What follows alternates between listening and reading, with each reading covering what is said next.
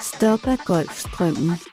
Inkompetente journalister skriver, at Golfstrømmens standsning skyldes smeltevand fra Grønland, men ifølge oceanografernes beregninger er Golfstrømmen 20 gange stærkere end den kolde strøm af smeltevand, der møder den. Denne kolde vandstrøm er som at spytte foran et vandfald. Hvilken slags indvirkning kan vi tale om? Men i maj 2010 skete der en kritisk og kortvarig nedlukning af Golfstrømmen. Men hvorfor?